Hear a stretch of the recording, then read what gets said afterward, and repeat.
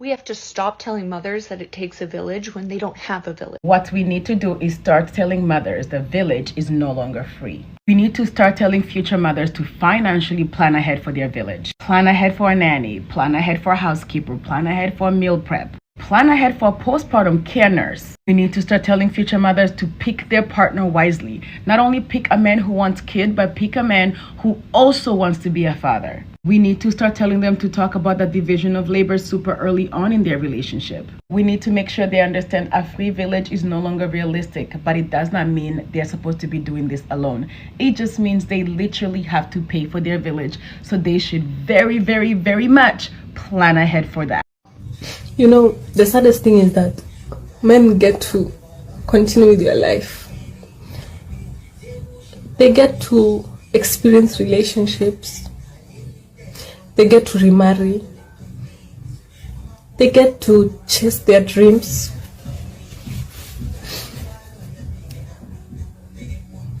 Nobody judges them. Nobody goes asking them, what were you thinking impregnating a child? No one. No one tells him, I can't date you because you're a father. No one looks at him in shame of the fact that he's a father, a single father.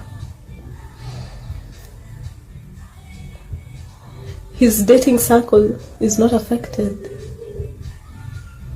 His life experience is not affected. His life continues. Look like shit, bro. Would you hurry up? You doing all that for what? Ain't shit gonna change, bro. Ever since you had this baby, bro. Ever since this baby right here, you ain't been looking like shit at all. Nothing. What is doing your hair gonna change? Huh? I can do my fucking hair if I want to. You always act like I can't get... It's not it. It's not it. It's not it, bro. You act like I can't take my time to get myself together. It's not looking like nothing at all. Over with. Like, why did you try your hardest? You've been in the bathroom 4 damn hours for no reason. Okay, because I had to get in the shower. Done. I had to get in the shower. Shit done at all, man. Okay. Well, But that's how you so we feel. can go. But that's how you feel. Come on, man. Ever since you had this baby, he's been looking like nothing, bro. I ain't gonna lie. So that mean that mean I can't try to do something? No, that mean come the fuck on. Fuck is you thinking about, bro? Taking all damn day. Okay. You finna make me crash the fuck out, bro. Cause come on, man. You're not doing shit. You just stay combing your hair. Let's go. Yes, because I have to get it combed out before I get any product in go, it. Man. That time you be playing around in your head. You playing around in your head and shit, bro. Just got out the fucking Playing shower. around. Ain't got shit done. You look a hot mess, gang. A hot mess. I wish I would have known who you was A for hot real mess. before I got pregnant. I don't give a damn. I'm just keeping it real. That shit look a hot mess. You not keeping it real. Your ass did not act like this We gonna be late as when we fuck. had that first baby. Now I'm whatever. And we're gonna be late as hell fucking around with you, man. Fucking around. It feels so stupid to be crying over this, but because you know so many people have such like much harder lives, but I don't know, I feel like I work so hard and I try to please everyone, make everyone else around me so happy, and who takes care of me, you know. Single family home, loving partner, and 2 kids, that's all I want, and why is that so hard for me? Because I'm sitting alone in this messy house, alone, I guess waiting for people to start showing up. It's very emotional.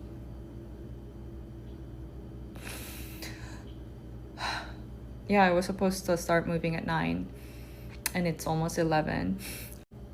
I'm moving today, hopefully, for the 3rd time in the past 4 years since the divorce, to another rental. It's very emotional for me. I thought by now I would be,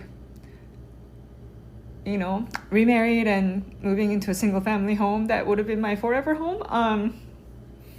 So that alone is already very, I don't know, it's very emotional for me. But my moving company, I was gonna use Roadway Moving, that one moving company that all the influencers use. I confirmed with them. Apparently I didn't. I hadn't heard back from them since Wednesday, so I thought it was all set. I messaged them Friday afternoon asking if it's confirmed. Don't hear back. This morning I called the customer service because they're not here. Apparently they sent me multiple messages asking me to confirm further. I don't know what else they needed me to confirm. The cleaner that helps me pack, she got stopped by the police on the way, so they're sending me somebody else. Luckily, I was able to sell some stuff from Marketplace. 3 people came by and grabbed their stuff. Facebook Marketplace is the only thing I think that's been positive today. PG&E, which I need to set up again. It has a phone number that's 1 number off, so I probably put in the incorrect phone number, so I need to call them and update that. I don't know how long the wait might be. With renter's insurance, I was just gonna add renter's insurance on top of my Progressive car insurance, which I've been pretty happy with. They're getting errors. She's supposed to call me back to resolve. I didn't want to move again. This is such a first world problem. Everything's falling apart, it feels like. One of my goals is to show more vulnerable side on social media because I think people think my life is perfect. I'm excited about the new home. I'm getting a lot of new furniture. I used an interior design service for the first time. So let's see how that goes. It'll pass. We're in early December. I think things are gonna get better. It's just really hard right now. I'm going to tell you what it's like to give birth when your partner is a person that has narcissistic personality disorder. Here's a story time. So I have a daughter, and at the time I did not know that I was with somebody that had NPD. Looking back now, everything makes sense. But when you're going through the thick of it, there's excuses for all of their abusive behavior. They somehow manage to justify every single thing that they do wrong to you. But I'm going to tell you my birth story. Okay. So it was a Thursday afternoon and we were grocery shopping. Around sometime in the afternoon, I started to experience like cramping and I'm like, okay, this could be the onset of labor. I wasn't sure. I was full term, so I knew it would be any day. He's like, oh, it's probably just Braxton Hicks again, which Braxton Hicks is just like fake contractions, I guess. It's your body preparing you. These were obviously not Braxton Hicks because we got home. My contractions were bearable. They were about half an hour apart pretty much straight away. Then managed to barely sleep throughout the night. And then it was early in the morning the next day. As soon as I got up out of bed, as soon as I started walking around and moving my body, my contractions went from like half an hour apart to 1 minute apart. And then for 36 hours, I was in active labor with my contractions 1 minute apart. And it was awful. It was awful. And this is my first baby. I have no idea what's normal, what to expect, you know. Then the morning progresses. I'm like, I'm just going to wait around. Like, surely this baby's not going to, come out straight away. I've always been told that your first baby typically is a longer labor because you've never done it before. So I wake him up and I let him know, I'm like, this is real labor. And every midwife and nurse that told me, you will know when you're in labor, you will know. And I knew this was real labor. He was like, okay. He got up slowly, continued the rest of his morning routine, like, normal. I'm walking around packing my bag, packing the baby bag, packing his bag, all by myself. And I'm like having contractions 60 to 90 seconds apart. Eventually, he drives me to the hospital and I'm in agony. We get there, they check me. I'm only 3 centimeters dilated. So I'm like, this is going to be awful. So then they send me home. I'm like, okay, the midwife goes, just go home, labor as much as you can. And when it starts to get even worse, then come back. And I'm like, it's going to get worse. Like, it was so bad. It was so bad. Anyway, so then we go home. He drops me off. He goes, okay, well, since it's going to be like quite a while, probably, I'm going to go get my beard done. I'm going to go to the barber. And I'm like, yeah, okay, fine, sure. I'll just take a bath. So I took a bath for myself. Keep in mind, when you're having a contraction, it is like, I would be able to walk for 60 seconds. I'm bending over in agony because I'm having a contraction. Walk for another 60 seconds. Like it is intense. I hop in the bath, having like a nice warm bath. I ring my mum. My mum used to live an hour and a half away from me, so she couldn't even, like, she was far away. I'm messaging her, having contractions. She's worried for me. She's like, "You're by yourself?" And I said, "Yes." And she goes, "It sounds like you're about to have this baby. Like, I didn't have your sisters until, I was 1 minute apart, and you've been 1 minute apart for ages, blah, blah, blah." I'm like, "Yeah, no, he's just gone to the bar, blah, blah, blah, blah." Who in their right mind leaves their laboring wife with no support? I had no one around me, no friends, no family. My partner, who's supposed to be there for me during labor, went to the barber. Then he's gone for hours. I was waiting for like 2 hours, and I'm messaging him. I put my phone on before I went and had a bath. I put my phone on charge in the kitchen, and then took it off. After a little while, that's when I went to the bathroom, called my mum in the bath. When I came out, my charger was still in the kitchen, so I managed to slowly get my way back over there, put my phone back on charge. I was like struggling to even breathe. I was like, I can't even articulate the pain that I was in labor, completely by myself, terrified out of my mind.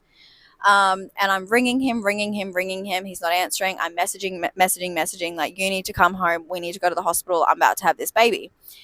Finally comes to pick me up, and he's dawdling around the house, grabbing this and that. And I'm like, "We need to go." So I'm in there. I'm now waiting for him near the car for him to get God knows whatever he's trying to get out of the house. I'm like, "We need to go." On the way to the hospital, he's filming me because I did not want an epidural. I did want an epidural before I was in labor, and then when I was in labor, I was like, "Give me the epidural." So he's recording me in the car, like saying, like, "Do you want the epidural? Do you want the epidural?" And I'm like, "Yeah, I think I do." We then are so close to the hospital. He then pulls into an Aporto, which is like a fast food takeaway, and orders himself a full course meal, parks the car in the car park, eats his meal in park while I'm sitting next to him having 1 minute contractions. Tell me that's not a piece of shit. Tell me that's not a piece of shit. He enjoyed me suffering. He loved it. We get to the hospital, get checked in. He's there on his phone the entire time. He's not coming over and like touching me. He's not consoling me. He's not coaching me through it. It's nothing. The midwives see a lot of births. They were like doing more for me and like talking to me nicely and being more of support than my own, partner was. On his phone the entire time, was complaining that the chair and lounge that he was on was super uncomfortable. Wrong fucking choir to preach to, babe. I'm in labor with a needle in my spine and I'm paralyzed now because I've had the epidural. Obviously, eventually have labor. I end up needing to have a episiotomy, and if you don't know what that is, it's where they literally cut the skin of your vagina so that you can get the baby out, because her heart rate was dropping so quickly every time I would stop pushing. So then they asked me for my consent to give me one, and I said, yes, do whatever you need to do. I need to get her out. After that, she was born. Everything was like good. She was healthy. That was great. And then after we did like the skin to skin contact and, the night was happening, it was my first night in the hospital and he left me by myself. Now, with an episiotomy, I needed like 8 or 9 stitches internally and externally. And recovering from birth, like you can imagine, it's major trauma. I could barely stand up for more than like 3 minutes without feeling like I was going to collapse my legs out from underneath me. And obviously when you have stitches down there and you've just given birth, like you are so sore, it is a mission to do anything. He was complaining that he is so tired, he cannot sleep in this couch, he's going to go home. He drove home and left me in the hospital by myself. I had no family around me, no friends, no one. Literally by myself, 23-year-old with a brand new baby. And obviously I didn't get to rest because I had just given birth. I was awake for 40 hours straight, pushing a baby out of me. And he went home and I was like, are you seriously going to leave me here? Are you seriously going home? He's like, yes, I need sleep. How am I going to help you tomorrow if I haven't had proper sleep? And I'm thinking, at that point, I was just like, go, get the fuck out of my face. Like, I hate you. So then he left, and I was completely by myself the entire night, struggling. Newborns, they get up every hour to every 2 hours. So you can imagine how exhausting and tiring that is. He came back at like 9:30 or 10 a.m. the next day. Mind you, I've been up all night long by myself. And pretty much from then on, I have been a single mother. I was a married single mother. Like, you don't have to be relationship status wise single to be a single mother. And then obviously after you have a child with a narcissist, that's when their true colors really, really, really come out, because they think you're locked in. Now that's what my experience was, giving birth with a partner that has NPD. And that's the nice story. That's what I can say online. But yeah, pay attention to how they're treating you. Everything has an excuse. And now that I know my worth, I would never tolerate that BS ever again. I can't wait till we can sit down and have the uncomfortable conversation about women who raise children by themselves in the economy that we live in. How many mothers that actually have to figure out a way to make it in a one-parent household with children and just one person that provides, or nobody wants to talk about the moments when I spent every single dime of my money to buy a car that ain't working good no more and I have to buy another car, or when my rent is behind because I had to pay for something else and my kids needed something else more and I have to choose what they need more. Or the birthdays that I celebrate by myself, that I orchestrate by myself with no help from nobody else. Or the holidays when people get lots of gifts and they get celebrated and I don't get nothing. Or when I'm celebrating other people and I don't feel celebrated. When I have to get up on the days that I feel sick and I don't even feel like I got an inch of energy in me to get up and go figure it out. I still have to, and nobody is coming to save me. Like, if I knew that life would be this way, if I felt like that every day that I wake up that I would rather die than to live because of the overstimulation of it feeling like it's just me by myself and I have to pull it together just so somebody can call me a strong black woman or a single mother or whatever the fuck they call us. Like, nobody talks about our mental health. Nobody talks about trying millions of times to find relationships and try to settle down and give your children two-parent households, and these people are manipulators. Not only do I have to take care of kids, I have to heal myself from a motherfucking breakup that doesn't go away as soon as possible. Or what about the time when I was growing up as a child with a single mother, with a father that wasn't there? So boom, there goes something fucking else for me to heal from that I didn't cause my fucking self. I'm so fucking overwhelmed. I'm so fucking tired of making shit happen all the fucking time. I am fucking tired. Nobody talks about how fucking strong you have to be to keep all of this shit bottled up, and it never ever gets fixed. I hate fucking working every day and having to get off work and have to go spark and drive all fucking night after I woke up at 6. And then people like, oh, why your hair look like that? Oh, why your nails ain't done? Oh, why do you have those huge bags under your eyes? Bitch, I'm fucking depressed. What the fuck else do you fucking want from me? And the fucked up part is, I cannot fucking do this shit in front of my fucking kids because they think I'm so fucking strong, but I'm so fucking tapped out. On the times that I show up to programs with my kids and I'm the only motherfucking person there. On Christmas, when I have to figure out if I want to pay my rent or buy my kids gifts. My car been squeaking and making noise forever and I can't even afford to fix it.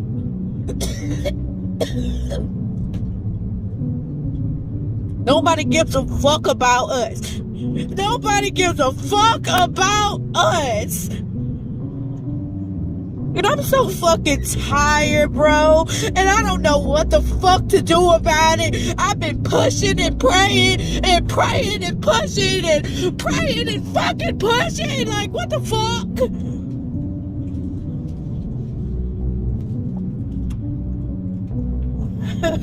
I didn't choose this life for myself. I made some bad fucking choices, though, I tell you that. I chose fucking terribly, I tell you fucking that. I got more motherfucking issues to heal that I didn't even cause for my fucking self. I tell you that fucking shit. I don't want to be fucking strong no more, y'all. That shit is getting so fucking overwhelming. I had to find time to go to the gym and find extra things to take care of myself because I have to make ends meet because I'm all that my kids got. I'm all they fucking got. Oh my God.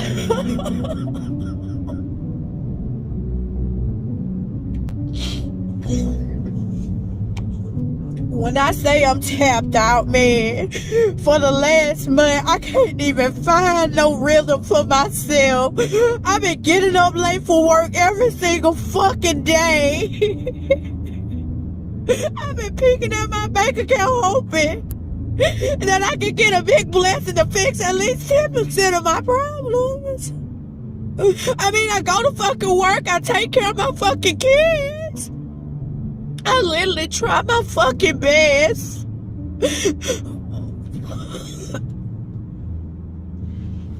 I'm just over fucking well. I'm tired of feeling not seen. I'm tired of feeling not heard. I'm tired of fucking pretending. I'm tired. Because they think I'm so fucking strong, but I'm so fucking tapped out. So, I am not the one who will typically get overly emotional on social media. So I'm going to try to keep it together here. I felt every single word that young lady said. And if you are a single parent, I know she's talking about single mothers, but if you're a guy, you've got your kids, you probably understand her as well. But I highly recommend listening to her entire video because she said what every single parent out there is thinking. It's hard. Chances are you didn't sign up for this life, but it's yours. The thing that she said that hit me the hardest was talking about she had to keep it all together because she's all her kids have. Now, if anyone knows me in real life, just know that I'm not trying to be shady. I'm genuinely not. But a reality is a reality.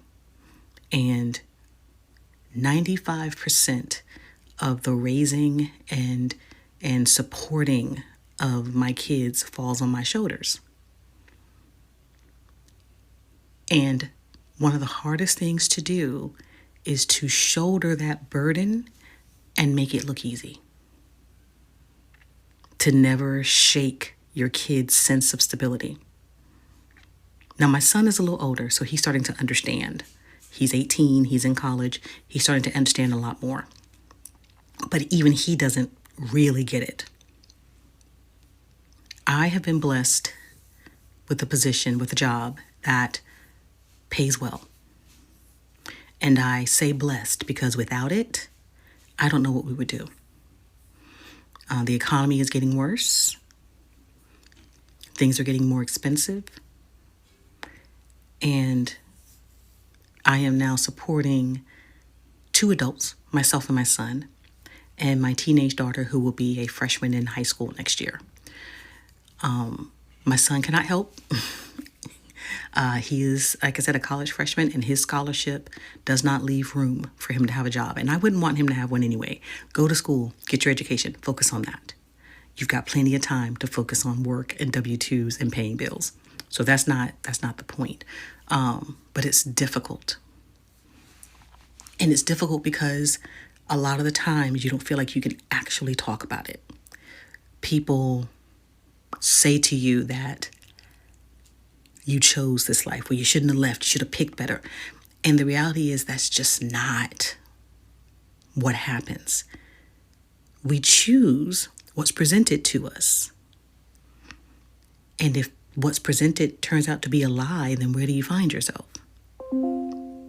You choose your own well-being, your own sanity. And the trade-off was never meant to be, I now do this by myself. But here we are. So yeah, I feel like we as single parents need to either have a space where we can say these things without looking like we're begging, because that's not what I'm doing at all. I'm just watching her breakdown and realizing that even in the midst of her breakdown, that's an incredibly brave thing to do, because she's saying the quiet part out loud. And then she put it on the internet for everyone to see. And her comments are full of supportive people who I highly encourage to say it out loud as well. My biggest issue, I feel a lot of guilt. Anytime I do something for myself, I feel guilt. I get my hair done, I feel a little guilty. I don't feel guilty about my nails. I do these myself. I go to a concert. I actually have a concert at the end of this month. I already feel guilty because that is money that I could have been putting someplace else. I'm in school. I haven't said it too many times, but I am. I should be done next May. And I feel guilty because it requires time to myself where I can't be available. I have to buckle down and read and write papers and do all these things. And I feel guilty every single time I have to isolate myself because I'm the parent and that's not what I'm supposed to be doing. And I have no support. There's no one else here who's going to listen to what your day was like at school. There's no one else here who's going to listen to the new song you learned on the guitar. There's no one else who's going to listen to what you composed for the band. There's no one else who's going to listen to you talk about your job search. There's no one else who's going to listen to you talk about who you have a crush on. That's all me. And every time I have to isolate myself, I feel guilty. And I know I'm supposed to do things for myself. I know that. It doesn't make it any easier. There's a lot that comes with this parenting alone thing. The money, the time, the effort, the emotional burden, the guilt. Hell, we're not even going to talk about trying to find a person, a relationship, a match. We're not even going to talk about that. Trust and believe is not for lack of options. Look at the face. No, okay, let me stop. It's not for lack of options. It's being incredibly careful, more careful than you could have been in your youth. Like it's all of those things all the time.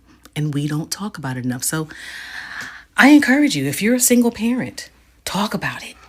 Get it out, whether it's on the internet, whether it's to a trusted friend, start a support group. Because baby, I will join. But it's not easy. It's not easy at all. So today I came to a super harsh realization that I am not going to be able to date as a single mom. I'm not going to be able to date anybody with the state of how my life is right now. And that sucks big time. Like it's not that I don't have the time to date anybody. I don't have the time between my kids and my business and life. I don't have the time, but I don't have anything left to give to anybody. And that's just not fair to them. It's not fair for somebody who's looking for a partner to be with somebody who only can take. Because that's all I could do right now. It's like, that's all I could do is take from somebody, because that's what I need. Like, I need a support system, and I need somebody to pick the pieces up for me. And I don't think it's fair to ask for that if I can't do the same thing.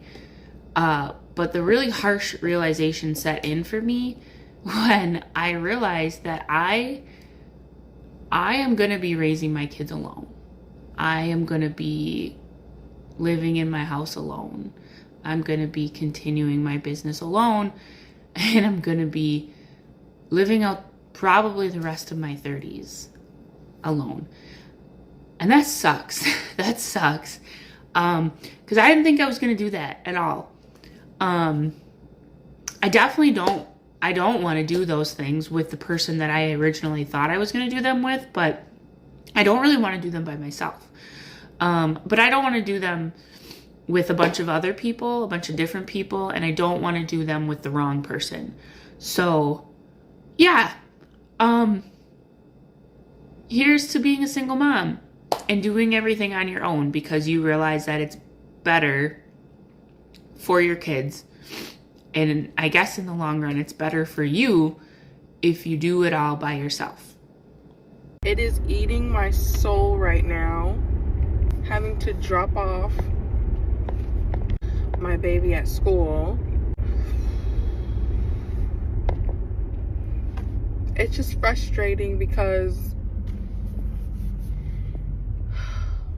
it's just like it's like a mom guilt feeling that I have to drop off my baby, when it was like, when you think about the life that you were supposed to have with the mom and the dad, and you were supposed to, you know, be at home with your baby, not drop them off at daycare with some young fucking teeny boppers who act like they don't even fucking care. Like, and then she's crying for me to stay, and then like they're just like this, like, no, like come on, Sienna, like, let's go do this, and like, no, like, redirection. It's just like, so why the fuck am I paying you all this money? Today is gonna be a day, I already feel it, because I wish I could just stay home with her, but I have to work, and it's like I feel like all these sacrificing so much while the other parent doesn't do fucking shit, and then wants to also skimp on the child support that you are supposed to give me, and tries to like take, oh well, I did this, so I'm gonna take this out of this month. Like, dude, look at the shit that I pay for every fucking day for the past 4 years, okay?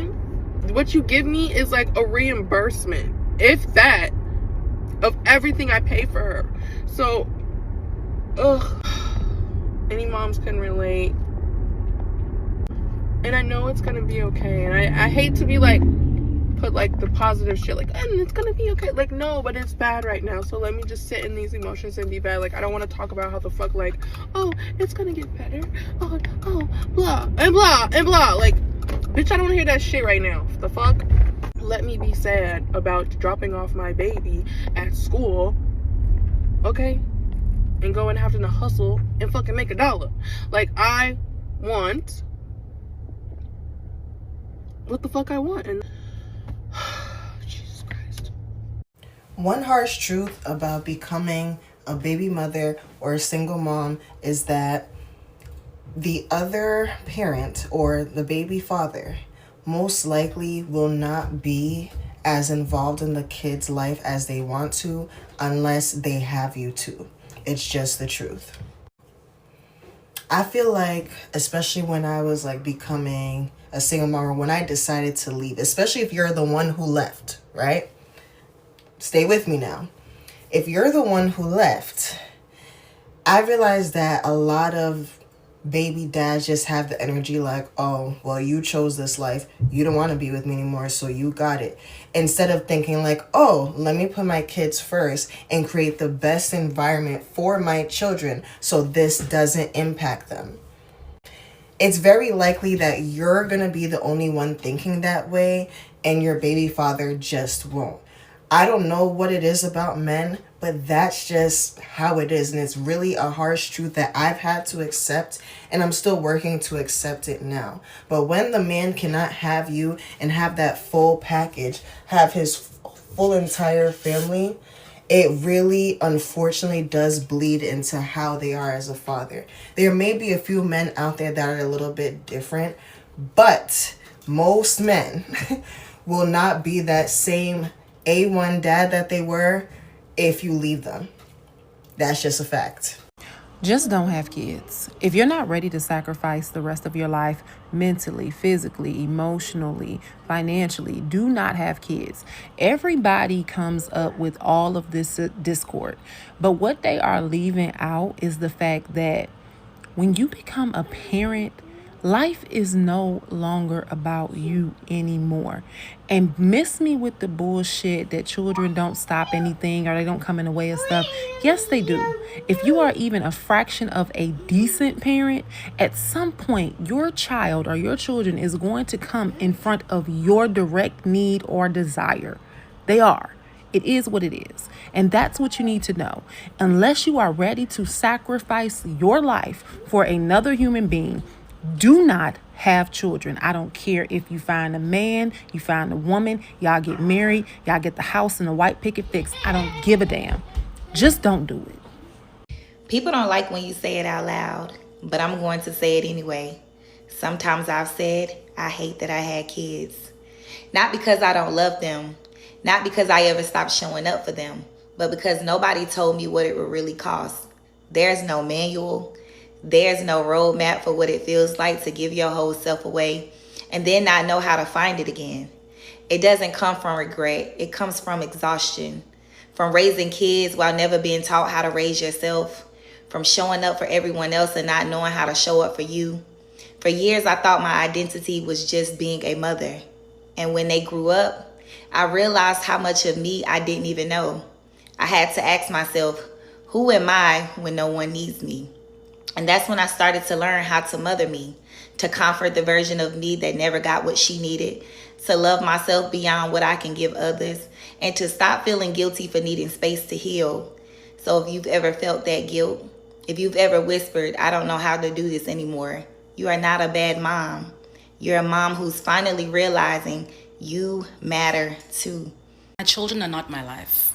They are a big part of my life. They may be an important part of my life, but they are certainly not my life. I get mom shamed a lot for saying stuff like this, but I genuinely do not center my life around my children. My children are a big and important part, but most of the decisions that I make are for me, not for them. Because I've come to understand that the happier I am with my life and myself, the happier I am as a parent. And the more I pour into my children if I'm feeling happy and fulfilled. As moms, we give each other high fives. The more we sacrifice, the better of a parent we are. And it's so messed up. If your children are your life, I'm worried about what's going to happen to you when they reach an age where they no longer need you. Especially if you have a son. That's how monster-in-laws are created. You've built your entire life around this child. Now this child has somebody else who's more interesting and they're in love and they want to spend more time with that person than you. Then you start making messed up excuses to get your son to spend more time with you. You pretend to be sick. You become manipulative. Then you hate the girlfriend or the wife because you made it okay in your youth to be overly obsessed with your child. So here's to being a parent who is living for themselves. Cheers. From a single mom's point of view, you don't get to enjoy motherhood. So I was just on my For You page and I came across this video. I want to get her name correct. I think it's Michelle Renee. I don't know, but I'm going to tag her in this because I saw her video about her talking about the reality of when you're a single mom, you almost get robbed of the opportunity to enjoy motherhood in its entirety. And I think it's such an important topic to speak about, and it's something that I always voice to my friends or my family about feeling like I got robbed on my first experience. And I think it's just so interesting. I think when you're a single mom, your whole thing is surviving. You are just in survival mode continuously. It does not stop. like at all. Like you try to be in the moment, you try to make sure that you're enjoying these fleeting moments because they're gonna go so quickly and they're gonna grow up so soon. But at the same time, you are a single mom. Like part of you just wants them to grow up a little bit faster so that you can like have a moment to breathe almost. And it is the craziest thing. I feel like you feel guilty for wishing the time away, but when you're in it as a single mom, and I know, I'm sure like when moms that have partners as well, I'm sure they have their own struggles and their own battles. I can't speak for that, but from a single mom's point of view, you don't get to enjoy motherhood in its entirety at all. Like when I see my friends who have kids and they have their partners and they're like, they just get to enjoy little moments, and I'm like, I can't even enjoy that because I am so mentally tapped out by the end of the day or by the time it's nap time. But like, it's too much. The mental load that single moms carry is so intense that you forget that like you've dreamt of being a mom, or those that haven't dreamt of it but are a mom, like you forget like to stop and enjoy it because you can't stop, because if you stop you'll crumble. Genuinely, I genuinely believe that. Like whenever people ask me how I do it, I always tell them, don't think about it, because if you stop and you think about it, you're going to break down, because it's not possible for one person to do what we do, but we somehow do it. I don't know how, but we just somehow find the energy to do it. But I commend her for speaking about her experience, because it's just so real and it's so honest, and I wish more mums were honest about that. Like I got robbed of my first experience of being a mum to my daughter. Like that, I've always dreamt about having a daughter and like having her have that relationship with her dad and stuff like that, and I got robbed of that, and I got robbed of having a partner through this, and it genuinely feels like it got taken away from me, and that was always something that I'd envisioned for my life, and having to swallow that pill of knowing that like that wasn't what was going to happen was truly hard. It was truly hard, but I didn't have a choice. I didn't have time to stop and think about it. I just had to keep going. So if any other single moms feel like that, let me know, because I feel the same. I'm literally going to film this because I'm pretty sure one day I'll look back on this, like when I make it to my next level. But this is what it looks like being a single mom.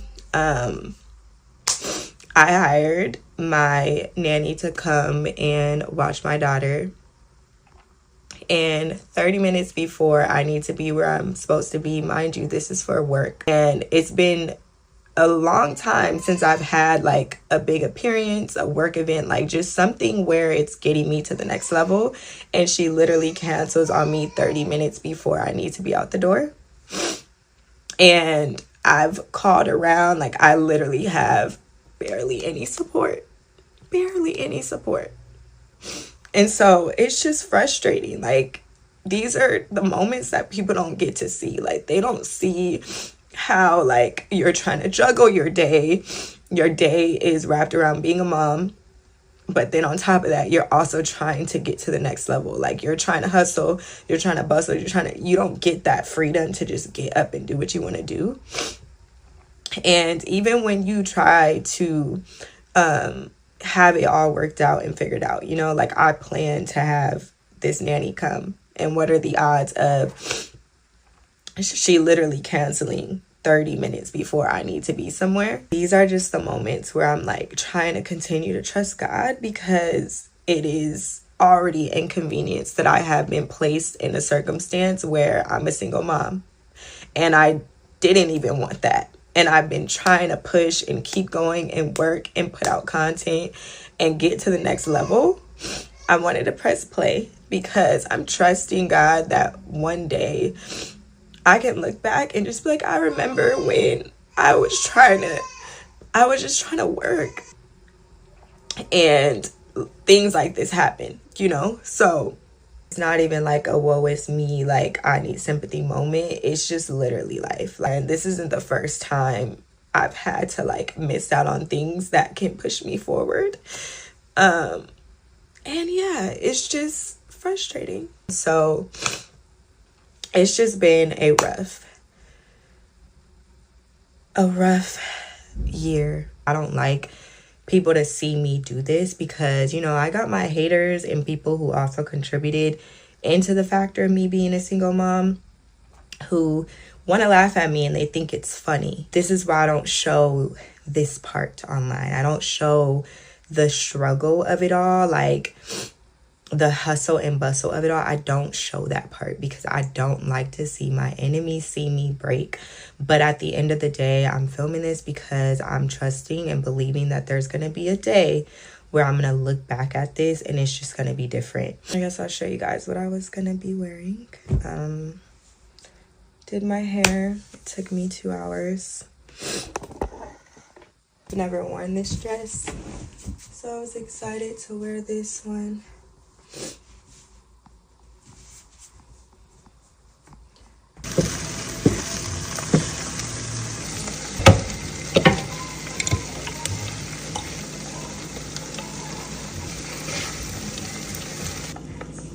All right, queen.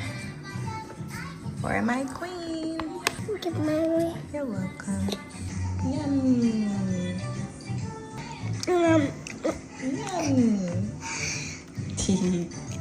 Good. Love you.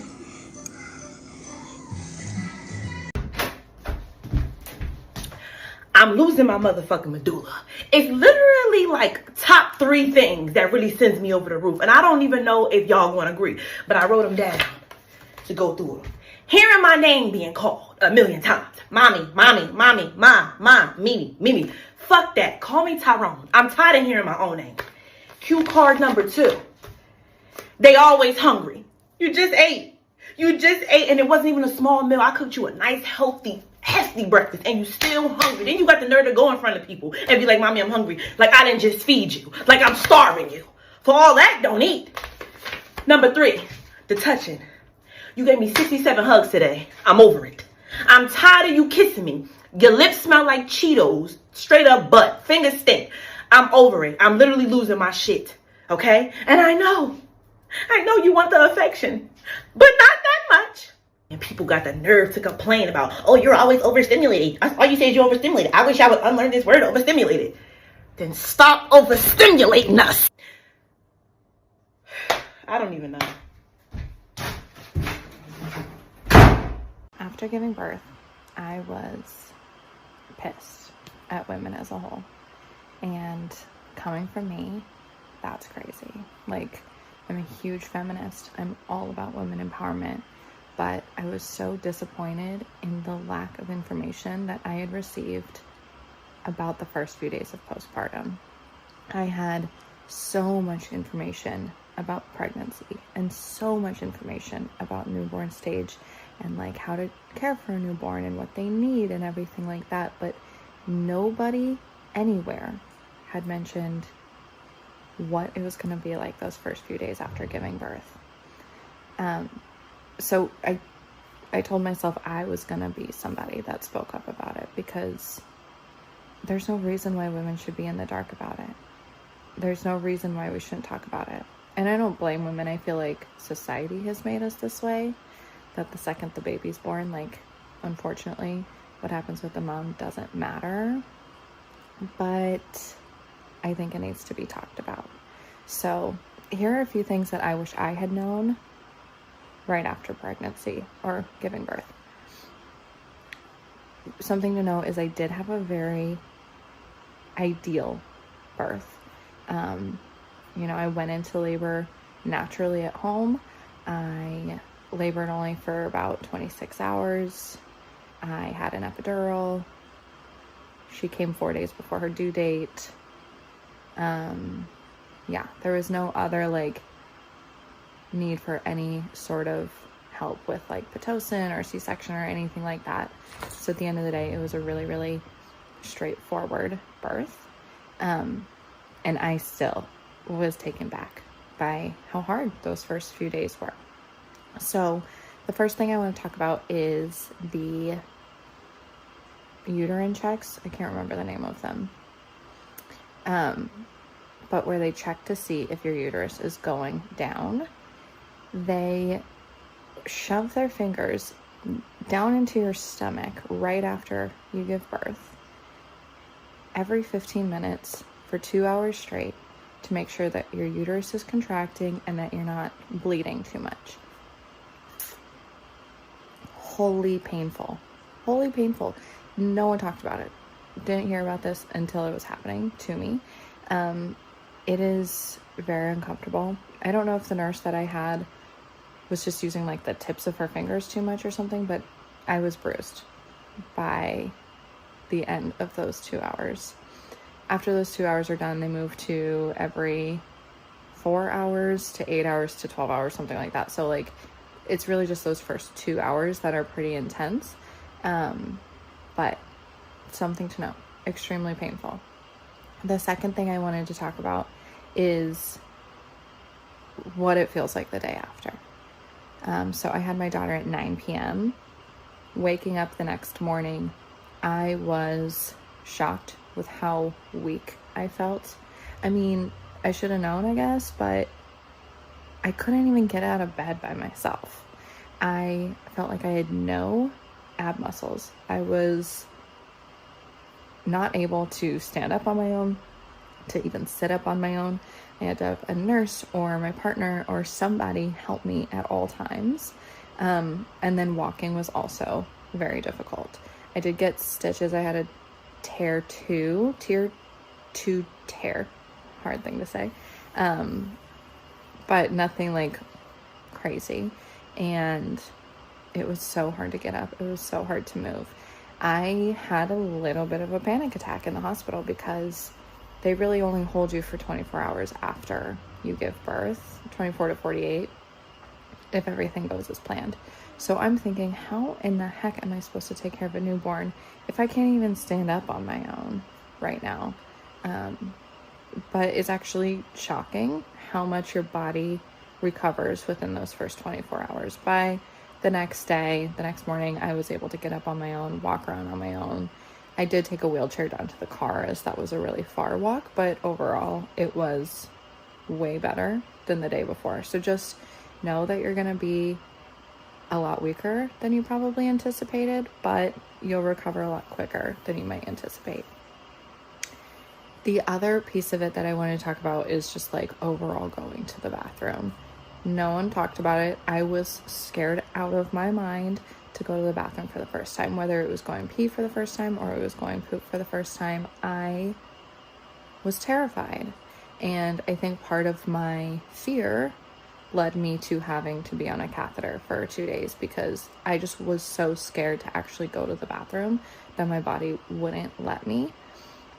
So I'm going to be the first one to tell you, it is not bad at all, actually. It's not bad at all, and I would suggest trying to get it out of the way as soon as possible so that you don't end up like me and have to like prove to the nurses that you can go to the bathroom before they let you leave the hospital. Yeah, it's not bad. Peeing's easy, but I would suggest a stool softener. I took one for about 3 weeks, and I think that was a good idea. I did have a girlfriend tell me before she went into labor that before I went into labor that she wishes she had taken stool softener for longer. So I took that note, ran with it. I think 3 weeks might be too long, but I wasn't taking any chances. So take it and use it for as long as you need to. The other thing about going to the bathroom is like no one talked about how big of a pain in the butt it is to prepare yourself every single time you're done using the restroom. It's like a 5-minute ordeal, and it's just like, it just doesn't make a whole lot of sense. Like you put all of the pads and the ointments and everything down onto whatever you're using, whether it's a panty or a diaper, whatever you're using, and then you go to stand up and it all falls, and it is so frustrating. It is so annoying. It's a strong smell. It's time consuming. It's frustrating. I hated it, and it's okay to admit that. It was the bane of my existence. Also partially why I didn't go to the bathroom very much, because I hated it. So at a certain point, you're gonna have to just suck it up and live with it. And I had to do that because another piece that nobody told me about is that the liquids that I had received in labor, so for the epidural and all of the stuff that went into my IV, plus all of the liquids from when I was pregnant, settled in my legs, and I was way more swollen in my lower legs and feet than I had ever been pregnant.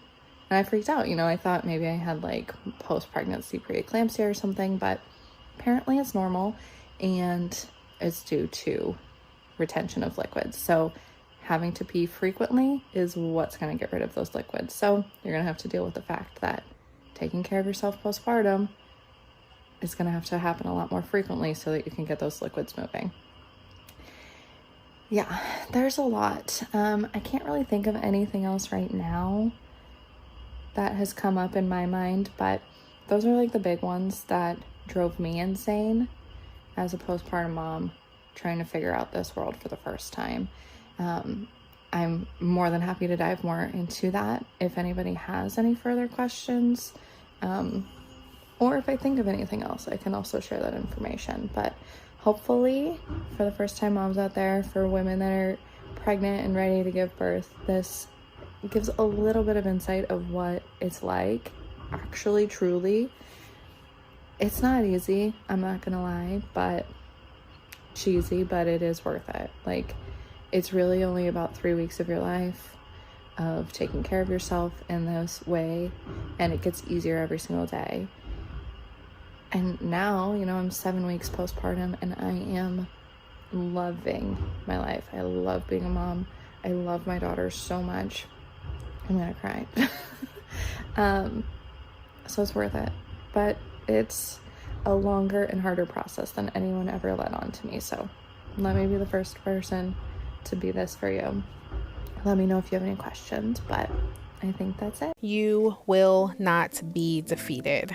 Listen to me when I say loud and clear, you are going to come out of this storm and you're going to be better than when you went into the storm. I don't care what it looks like. I don't care what you think that you have lost. You have no idea what is coming. I share my testimony on here because I have to give single moms hope.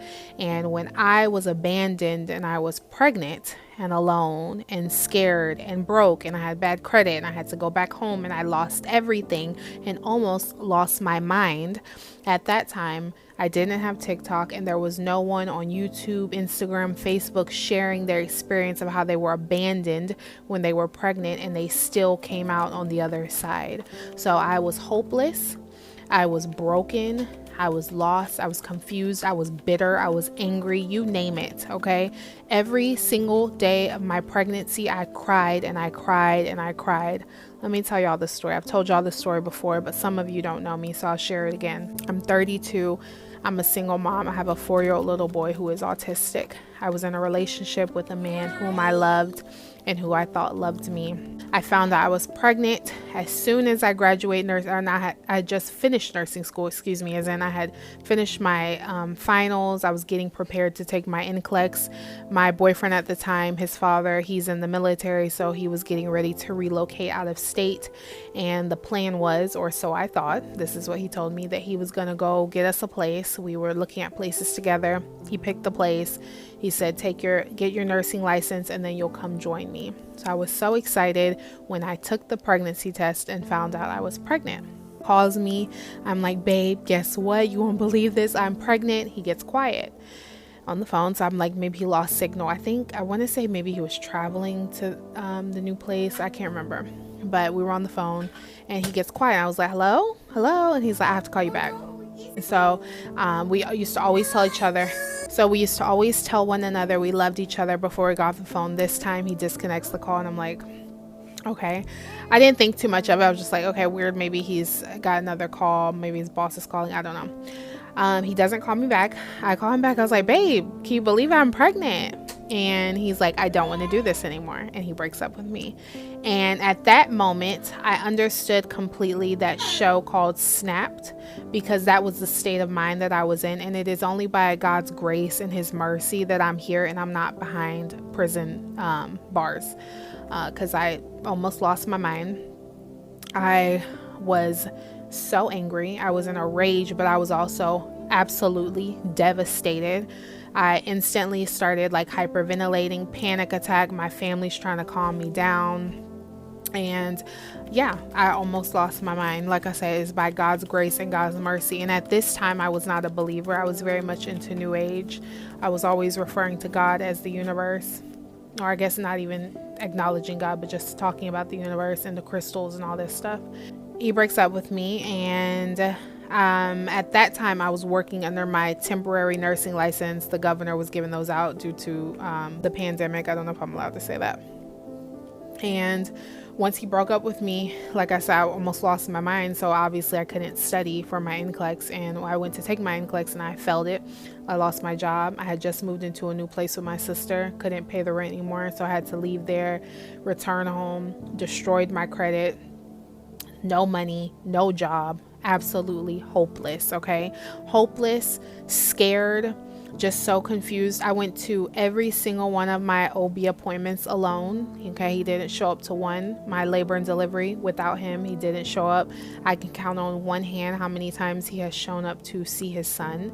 He's been to one birthday. So when I say I'm truly a single mom with no co-parent, it is just my son and myself.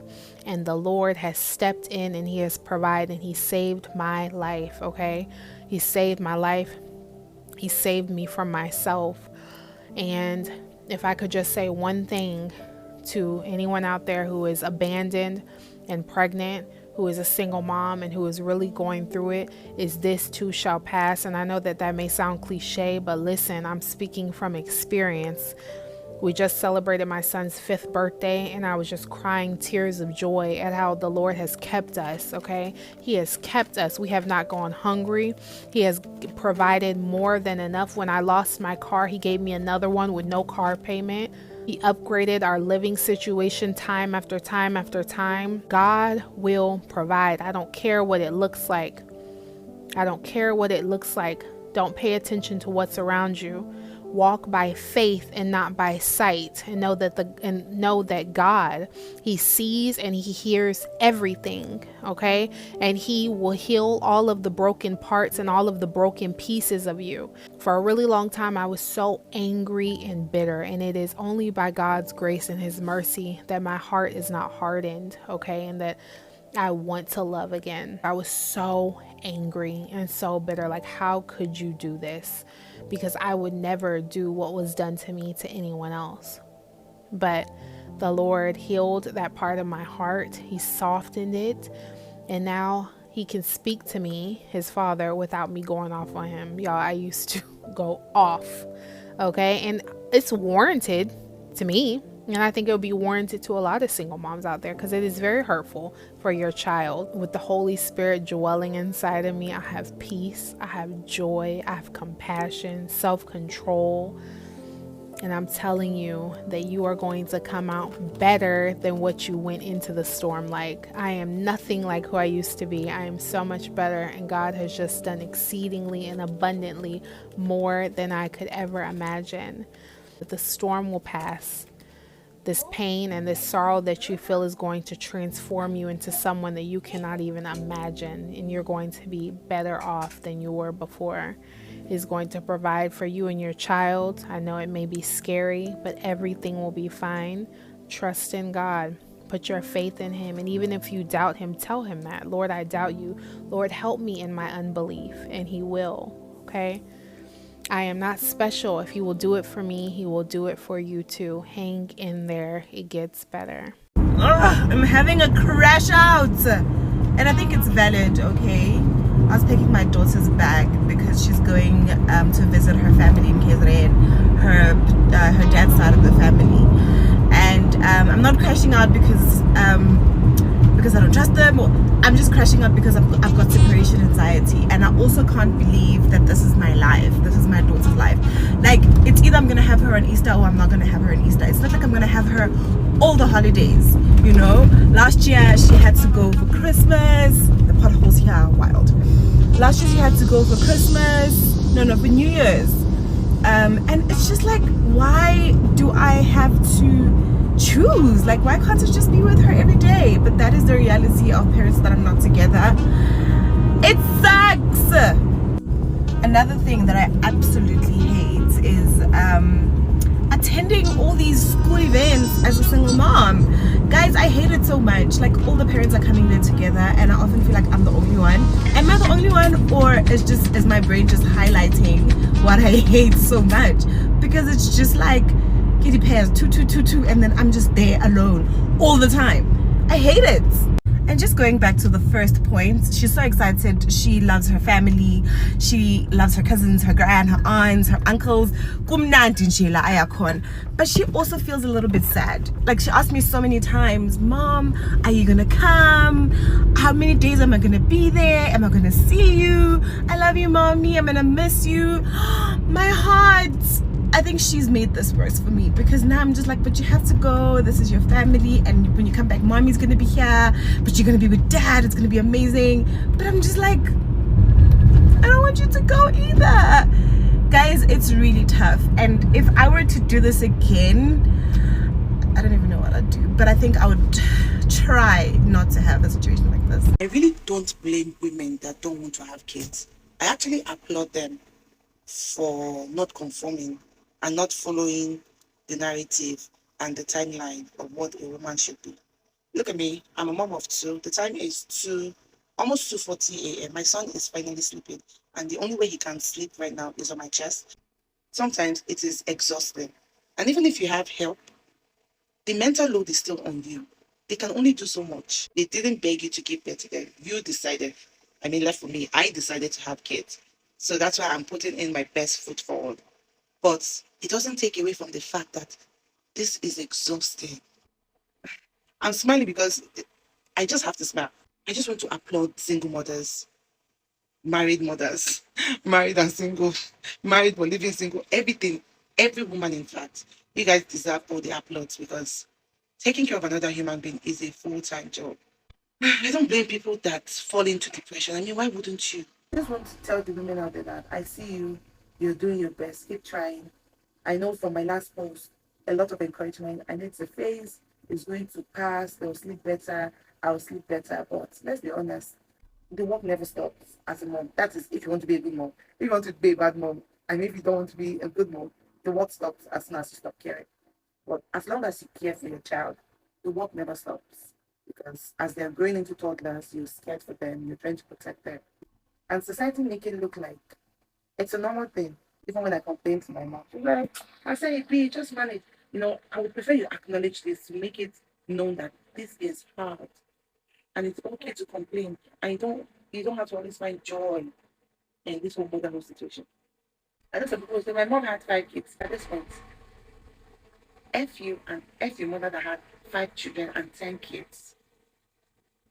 So I crashed out earlier and I was crying at work, so I had to leave work a little bit early because I decided to go down a rabbit hole and go on my baby daddy's wife's page, and given that we have 0 contact, I was scrolling and I just got so upset. It's been 14 years. I shouldn't have done it because I felt like I was over it and over the situation, but something just said to me today, go on the page, go and look. And when I was seeing them in Maldives, seeing the Porsche, seeing the enjoyment, I just got so enamored in anger and I started crying. Now the thing is, I'm a licensed life coach, yeah? And I think I was more upset with the pure fact that I was like, oh my God, it did not have to be like this, And I think a lot of times when a lot of single moms feel like this, well, I'm talking to myself as I say this, it's because I get upset with the fact that I made a poor decision. Own it, accountability for all the stupid men out there that want to say accountability. I chose that for me. I chose the wrong person. And it reminds me of a film that I saw when I just came back from Philly. I was on the plane and I saw a film called The Woman in the Yard about a woman who had lost her husband and she was raising her kids alone. Now, she had a leg injury, and there was a particular scene whereby her daughter says to her, Mommy, you're going to have a good day or a bad day today. Her son basically became the husband. He was looking after the kids. There was even a cute scene whereby the son had made eggs in the morning and he had put like Doritos in the eggs. Now, in regards to Ramona, I think her name is, in that burden, and then see that scary woman in the yard, and sometimes it's us. This is not to say that as a single mom or as a mom that's going through something that we do not deal with things. We do, but I'm saying that, like, if you choose not to acknowledge it, it will affect your children. If you choose not to overcome it, it will affect your children. And it could get to the point whereby you get the shadow you or the darkness of you that you might do certain things. So today when I was crashing out at work, I sat down and spoke to one of my colleagues, and my colleague was like, what's wrong with you? Why are you so upset? And I was like, I don't know. I'm over this situation. But that thing that just said, look on the page, brought up a lot of emotions, and it's okay. And I think that at the end of the movie, the lights came on, the people are saying different things with the movie, but anyway, the lights came on, and I pray that anyone that's listening to this, that the lights will come on and you know that you are a good mum, you are doing a fantastic job. I think that oftentimes when it comes to your mental health, when it comes to betrayal, when it comes to unforgiveness, when it comes to reminding ourselves of the things that we've overcome in the past, we need to see the woman in the yard and acknowledge it and be like, yeah, this has happened. Yes, I crashed out today and I'm unapologetic about it. Yes, I'm upset about this thing. See it and keep it pushing. Even it reminds me of who was it in the Bible? I think it was Peter in the Bible, when Jesus was like, oh, you're gonna betray me, and he was like, no, I would never. And he said, by the time the rooster crows 3 times, you would deny my name. And he actually ended up denying his name, and he was crying bitterly. I think that sometimes as mums, as single mums, we're like, no, I'm good. But I think that oftentimes that we lie to ourselves. It's okay to crash out once in a while, not crash out illegally, but just cry and keep it pushing. You're doing a good job, sis, especially to my single mamas out there. Your kids are fine, and I pray that every single one of us would carry on doing the inner work, so our children do not need to see the woman in the yard. Our children don't need to carry our emotional burdens. I'm sat in my car and I'm okay. So I am not carrying that negative energy into the house. Yeah, I pray that you carry on loving on yourself, loving on your kids, and also breaking generational curses. I love you like brown sugar. Khalifa, bye. I wish someone had told me this before I ever became a mother. The day you have a child, you'll never ever have another completely peaceful day for the rest of your life. Because from the moment children exist, so does a fear you will carry to your grave. A fear so deep and so constant that even on the good days, it never fully leaves. And nobody tells you that. Nobody tells you that your heart will beat differently, that every siren will make you pause. Every late night phone call will shake you. Every unanswered text will make your mind go to places you never wanted it to go. Nobody explains that love like this isn't soft. It's fierce. It's consuming. It's terrifying. Because your child becomes the one thing in this world you know you could not survive losing. And even when they grow up, even when they move out, and even when they have families of their own, you never stop. You never stop wondering, never stop hoping, never stop carrying them in the deepest part of your soul. You could be 80 years old, and if your child is hurting, some part of you will still break instantly.